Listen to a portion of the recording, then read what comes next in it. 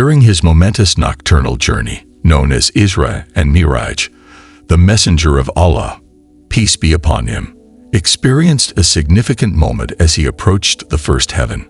Upon reaching the celestial gate, he found it closed, marking the beginning of a memorable exchange. The guardian angels, custodians of the heavenly entrance, inquired from within who sought access. It was Gabriel, peace be upon him, who accompanied the prophet, who responded, revealing his own name. However, the angels' inquiry did not end there. They asked again, this time wanting to know who accompanied Gabriel. With reverence, Gabriel announced it was Muhammad. Still cautious, the angels posed one final question. Had Muhammad been called to enter? Gabriel affirmed with certainty that yes, Muhammad had been called.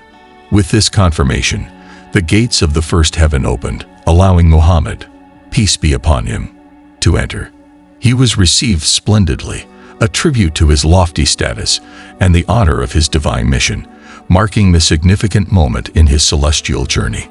During his astonishing journey to the first heaven, the messenger of Allah, peace be upon him, had the opportunity to encounter a variety of celestial beings, including angels, souls of human beings, and eminent figures who were present there. In this transcendental setting, he also encountered a particularly striking figure, a man who epitomized perfection in wisdom and physical appearance, standing out in stature, posture, and constitution. Gabriel, peace be upon him, who accompanied the prophet, clarified that this man was none other than Adam, peace be upon him, the first human and progenitor of all humanity. Adam was flanked by numerous people to his right and left. The sight of these people evoked contrasting emotions in him. When Adam looked to his right, he radiated with joy, whereas looking to his left, his face turned sad and he shed tears. Intrigued by this dynamic, the messenger of Allah, peace be upon him, inquired about the cause of such reactions.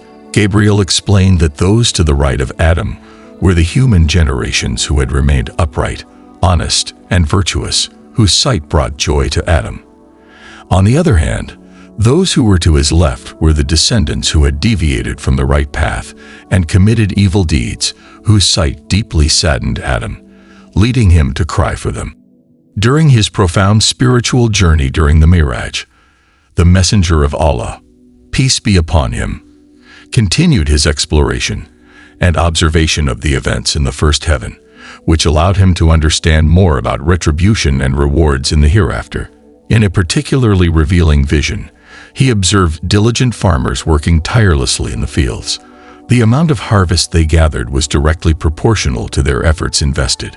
Intrigued, he inquired about the identity of these people, to which he was told that they were those who struggled for the cause of Allah, symbolizing that their dedication and effort in earthly life translated into abundant rewards in the hereafter.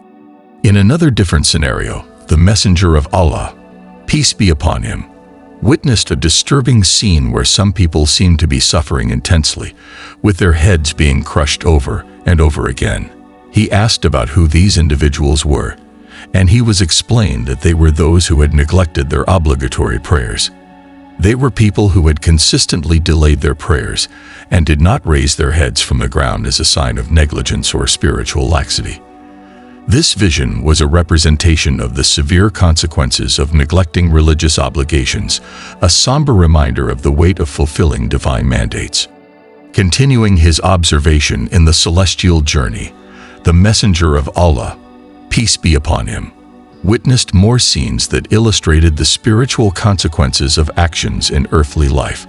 In a particularly impactful vision, he saw a group of people dressed in rags, eating desperately and disorderly, similar to beasts. Curious about the condition of these individuals, he inquired about their identity and was informed that they were those who had refrained from giving charity and zakat from their wealth. This vision symbolized the spiritual degradation and misery faced by those who refused to share their resources with the needy. In another revealing vision, he observed a man picking up pieces of wood, struggling to lift them. Despite the clear difficulty, the man continued to add more weight to his burden. The messenger of Allah, peace be upon him, asked who this man was, and he was explained that he represented someone who already had difficulties handling his responsibilities in life, but instead of seeking to lighten his load, he persisted in aggravating it. This imagery served to illustrate the idea that recklessly increasing our burdens and responsibilities without considering our capacity to handle them can lead to unnecessary and avoidable suffering. During his enlightening journey in the Isra and Miraj, the messenger of Allah, peace be upon him, witnessed visions that exemplified the spiritual consequences of human actions on earth. One of these striking visions was of people whose lips and tongues were being cut with metal scissors. Inquiring about the identity of these individuals, he was informed that they were slanderers, those who used their words to speak falsehoods and sow discord among people. This visual representation served as a severe warning about the grave consequences of engaging in slander and defamation. In another vision, the messenger of Allah, peace be upon him, observed a small opening in a rock from which, surprisingly, emerged a huge bull. When the bull tried to return to the small hole, it could not do so. Curious about the meaning of this vision, he asked his celestial companions, who explained that the scene represented a person who spoke without thinking. The words of this person, once spoken, caused significant trouble, and even if they later regretted their words, they were like the bull, too big to be retracted or undone. This vision symbolized the idea that words can have lasting consequences and, once expressed, may be impossible to fully correct. In another part of his celestial journey, the messenger of Allah, peace be upon him, witnessed even more instructive scenes that highlighted the repercussions of misusing language and actions against others. He observed men inflicting upon themselves an extremely graphic and painful self-imposed punishment. They cut the flesh from their own bodies and then ate it.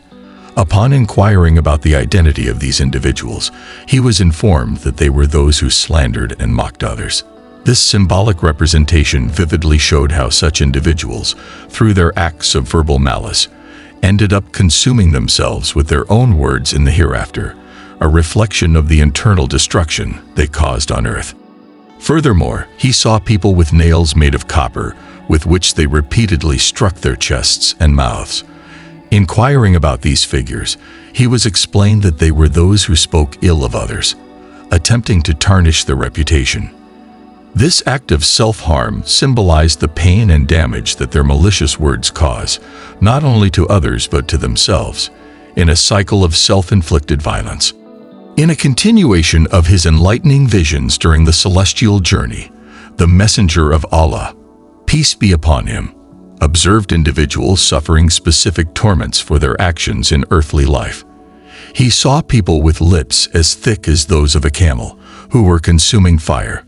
Upon inquiring about their identity, he was explained that they were those who had stolen the property of orphans. This vision symbolized the burning punishment they face for their greed and exploitation of the vulnerable. Furthermore, the messenger of Allah, peace be upon him, observed people whose bellies were abnormally swollen and filled with snakes, a horrifying image reflecting the severity of their sins. He was informed that these people were those who practiced usury and consumed what is forbidden, thus demonstrating the internal consequences of their corrupt actions. Around them, passers-by tormented them, and they could not move, trapped in their suffering. In another vision, he saw people whose half of the body appeared beautiful and clean, while the other half was completely rotten and putrid. Interestingly, these individuals preferred to feed on the rotten flesh.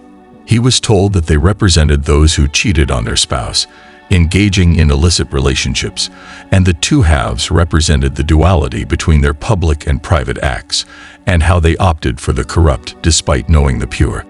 Finally, the messenger of Allah, peace be upon him, witnessed a punishment inflicted on women who were hung by their breasts, a punishment for those who falsely attributed children to their husbands who were not his. These visions were deeply disturbing and highlighted the seriousness of transgressions against family and community. These accounts, though difficult, serve as severe reminders of the consequences of acts against the will of Allah. Malik, upon closing the door, expressed his inability to continue observing such horrors and urged the Messenger of Allah, peace be upon him, to share these visions with the community, not only to warn about the rigors of divine punishment, but also to motivate believers to repent and reform their behavior, as mentioned in Surah Al-Imran, where Allah promises mercy and compassion to those who sincerely repent and change their ways. These teachings underscore the importance of adhering to divine mandates and following the path of devotion to avoid the afflictions of the hereafter.